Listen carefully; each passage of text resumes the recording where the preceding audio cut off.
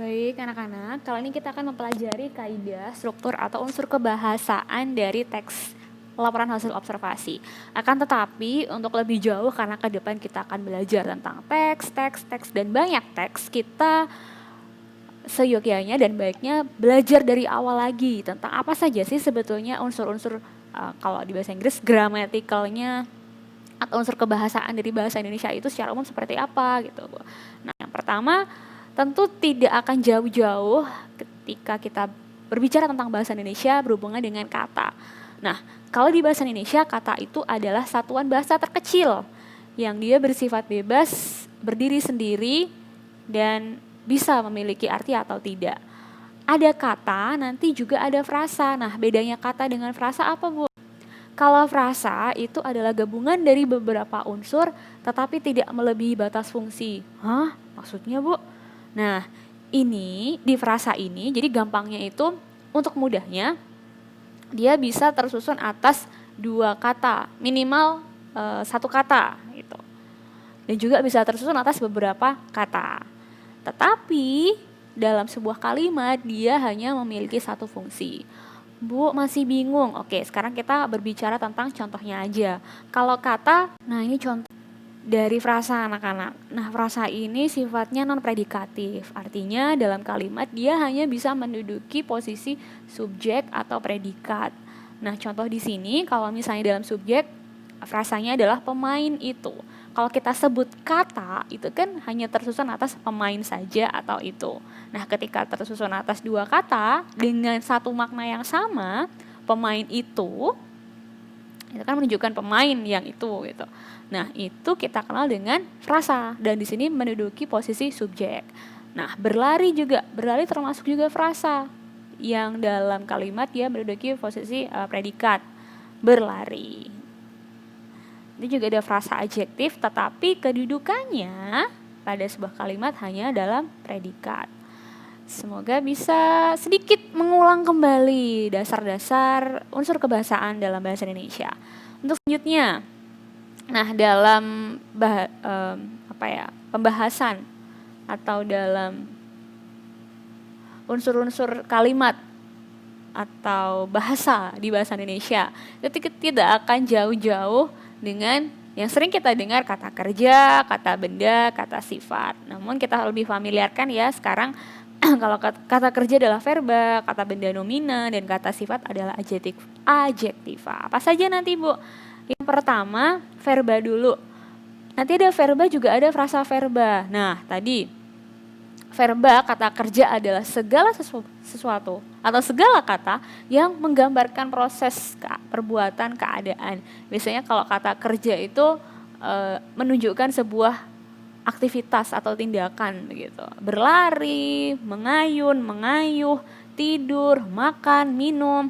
Nah, itu semua contoh dari verba. Sementara frasa verba adalah induk, frasa induknya berupa verba yang memiliki fungsi yang sama dengan verba. Nah, maksudnya contohnya, kalau misalnya kita sering mendengar atau pernah mendengar duduk, bekerja, mengerti, itu kan sebuah kata yang menunjukkan kata kerja, begitu kan? Duduk, berdiri, kemudian membeli, pergi. Nah, itu adalah kata kerjanya, induk dari verbanya. Ketika ditambahkan dengan unsur lain atau kata lain, sedang duduk, bekerja keras, tidak mengerti, sedang membeli, telah pergi. Nah, itu akan menjadi frasa verba. Bisa dipahami ya anak-anak?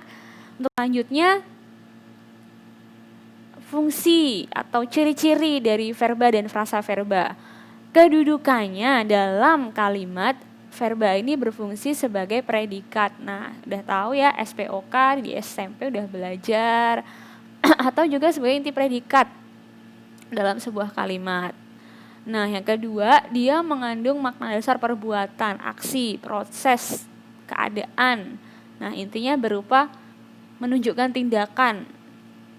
Kita ulang lagi ya, sebenarnya udah paham kok. Ibu yakin sudah paham semuanya. Lalu yang ketiga, verba ini yang bermakna keadaan itu tidak bisa diberi prefiks. Prefiks apa, Bu? Tambahan yang di depan kata terkerja atau termengerti. Nah, itu kan kita jarang ya mendengarnya karena ide tidak dapat diberi prefix ter yang paling loh ya. Beda kalau misalnya terduduk. Nah, terduduk ada sih terduduk, cuman di sini adalah yang menunjukkan paling atau superlatif kalau bahasa Inggris itu. Adakah paling duduk? Tidak ada kan? Terduduk di situ maknanya adalah tidak sengaja duduk. Nah, seperti itu. Lalu verba ini jika bentuknya kemungkinan diawali dengan tidak dan tidak mungkin diawali dengan kata sangat atau lebih. Contoh, kita pernah mendengar tidak memotong. Nah, itu ada, tetapi kita tidak pernah menemukan sangat memotong atau lebih memotong. Nah, itu juga jarang ditemukan atau tidak pernah ditemukan sama sekali. Semoga bisa dipahami ya. Untuk selanjutnya kita akan mengetahui jenis dari verba. Nah, verba itu ada verba asal dan juga ada verba turunan. Verba asal adalah kata kerja yang berdiri sendiri tanpa diberi imbuhan. Imbuhan afiks itu nanti ada prefiks di depan dan sufiks. Ada banyak nanti di belakang kita belajar imbuh-imbuhan. Nah, contohnya apa Bu? Di sini kata percaya. Dokter gigi percaya bahwa bahwa kelapa bisa mencegah gigi berlubang. Nah, ini tidak perlu diberi imbuhan.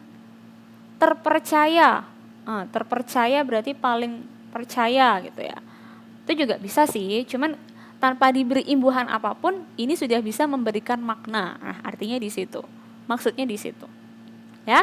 Lalu ketika verba turunan, ini harus diberi imbuhan untuk dapat dipakai, tapi tergantung pada keformalan bahasa yang digunakan. Misal ketika air kelapa bermanfaat untuk mengobati keracunan.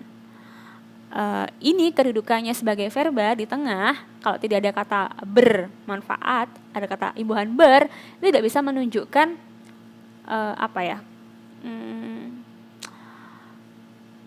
manfaat dari air kelapa itu gitu. Beda kalau misalnya manfaat kita tulis di depan. Manfaat air kelapa adalah untuk, nah manfaat yang di depan itu bukan verba lagi kan, tetapi sebagai subjek atau kata keterangan. Bukan subjek, kata keterangan. Bisa dipahami sampai di sini? Lalu yang kedua contohnya lagi, tinggi pohon kelapa bisa mencapai 10 meter. Nah, ini diberikan imbuhan untuk lebih memaknai kalimat yang dibuat. Oke. Selanjutnya, sekarang yang kedua tentang nomina. Nomina atau kata benda. Ingat, ada kata, ada frasa. Kalau nomina, ya segala sesuatu, benda. Kalau di muka bumi berarti manusia, binatang, benda mati, benda hidup yang mengarah pada konsep atau pengertian. Lalu kalau ke frasa nomina, ini adalah kelompok dari kata benda yang memperluas kata benda itu sendiri. Contohnya apa, Bu?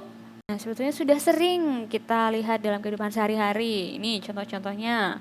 Dari rumah makan, ayam goreng, sampai ayah ibu, meja kerja, enak tenan, lari lagi. Nah, lari-lari juga termasuk. Jadi ada satu kata yang berdiri dengan kata yang lain, tetapi menunjukkan satu makna benda gitu. Contohnya ayah saya, siswa baru, sepeda lipat gitu. Unsur intinya adalah kata benda gitu ya. Kalau tadi bekerja keras, unsur intinya kan kerja. Kalau ini sepeda lipat, sepeda, unsur intinya kata benda. Ya, semoga dapat dipahami ya anak-anak. Nah, untuk kalimat yang predikatnya verba dan nomina, dia cenderung untuk menduduki fungsi subjek, objek, atau pelengkap. Nah, contohnya apa sih, Bu? Contohnya membelah kelapa. Nah, membelah adalah verba, lalu kelapanya adalah nomina, bukan frasa, nomina. Kecuali kelapa muda. Nah, membelah kelapa muda. Kelapa mudanya frasa, nomina, membelahnya verba. Oke? Nah, nomina juga tidak dapat diingkarkan dengan kata tidak. Nah, Apakah kita pernah mendengar ada kata benda yang ada tidaknya? Atau kalau bukan sih masih mungkin, tapi kalau tidak jarang ya, dan tidak pernah kita dengar juga. Tidak kelapa. Nah, yang benar, yang betul atau yang berterima itu berarti yang benar. Secara kaidahnya adalah bukan kelapa. Ya. Next, nomina juga umumnya diikuti oleh adjektiva. Adjektiva apa, Bu? Harusnya kita pelajari setelah ini. Adjektiva baik secara langsung maupun yang diperantarai oleh kata yang. Jadi kelapa hijau adalah nomina, sementara kelapa yang hijau beda ya. Hijau di sini adalah kata sifat atau adjektiva. Cirinya apa, Bu? Kalau ada kata atau ada kata yang di antara dua frasa ini, kelapa yang hijau, nah hijaunya di sini sebagai adjektif atau kata sifat. Nah, jenis-jenis nomina anak-anak. Nomina itu ada nomina dasar, ada nomina turunan, dan afiksasi nomina. Kalau nomina dasar hanya satu morfem ya, atau satu kata saja. Kelapa.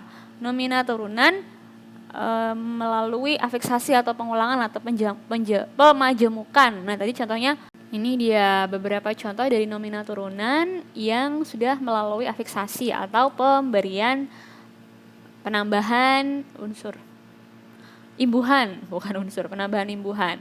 Jadi tanda, jadi penanda. Terima, penerimaan. Dan n. Kalau ke, n dan an, Bu, cenderung. Jadi kecenderungan. Butuh, kebutuhan. Permukiman. Sebetulnya sudah sering kok kita amati dalam kehidupan sehari-hari kan ya. Jadi tinggal mengulang lagi unsur-unsurnya saja. Lalu adjektif, anak-anak. Ada adjektif, lalu juga ada frasa adjektiva. Wah, seperti tadi adjektiva sendiri adalah kata sifat ketika ditambahkan dengan unsur tambahan yang tidak mengubah makna menjadi gabungan dari kata sifat. Nah, ciri-ciri yang disebut sebagai adjektiva itu yang bagaimana, Bu? Nah, yang pertama itu dapat didahului dengan kata-kata tadi, sangat, agak, terlalu, paling, amat. Nah, sangat bagus, agak familiar, paling manis. Nah, jadi ini bagus, liar, manis itu adalah kata adjektiva atau kata sifat. Lalu sangat bagus, agak liar, ini sudah menjadi frasa adjektiva. Lalu dapat memberikan sifat suatu benda. Pohon saja nomina ya. Pohon besar, ini menjadi frasa adjektiva. Pohon yang besar. Nah, itu juga bisa ditambahkan seperti itu. Dapat diulang dengan memberi imbuhan se-nya. Nah, jadi kata-kata yang bisa diberikan imbuhan se-nya. Contohnya sejauh-jauhnya, sekuat-kuatnya, sekurang-kurangnya. Oke? Dapat diikuti oleh kata-kata sekali dan benar. Benar sekali, sulit sekali, enak benar, enak tenan, itu bahasa Jawanya. Jauh sekali, nah itu adalah kata adjektiva juga. Yang selanjutnya jenis-jenis dari kata adjektiva. Yang pertama, kata sifat yang berbentuk kata dasar. Nih contohnya, manis, panas, pendek. Ini adjektiva dasar. Lalu adjektiva yang berbentuk majemuk. Merah delima. Merah saja kan juga sudah kata sifat gitu. Tambahin merah delima. Nah, ini bentuknya adjektiva majemuk. Panjang tangan. Panjang sendiri, tangan sendiri. Berbeda kan maknanya sama sekali, panjang dengan tangan, tapi ketika ditambahkan atau dijadikan satu frasa, dia memiliki arti sendiri. Panjang tangan. Kata sifat berbentuk kata ulang, compang-camping, bengkak-bengkok, gilang-gemilang, bintang-gumintang. Nah, seperti itu adjektiva juga. Yang bersifat imbuhan, biasanya ada one gitu, rupawan, dermawan, sehati, lalu banyaklah macamnya. Ini adjektiva ini yang menjadi paling banyak contohnya. Lalu kita belajar unsur-unsur ketika ingin menambahkan afiksasi atau pengimbuhan. Apa Bu? Afiksasi atau pengimbuhan itu adalah proses penambahan atau pembentukan kata baru dengan menambahkan afiks. Afiks itu imbuhan pada sebuah kata dasar. Jadi kita udah belajar contohnya aja, misalnya ada 3, yang verba, kemudian adjektif, dan nomina. Itu seperti apa bentuk-bentuk penambahan afiksnya Ibu? Nah, ini ada beberapa jenis lagi. Jenis prefiks. Prefiks yang di awal, di akhir. Itu contohnya yang di awal berseke. Yuk, siapa lagi yang bisa menambahkan? Ibu tunggu di kolom komentar. Lalu kalau prefiks itu awalan, lalu yang akhiran adalah sufiks. Sufiks yang sering kita temui, misal an, kan, i.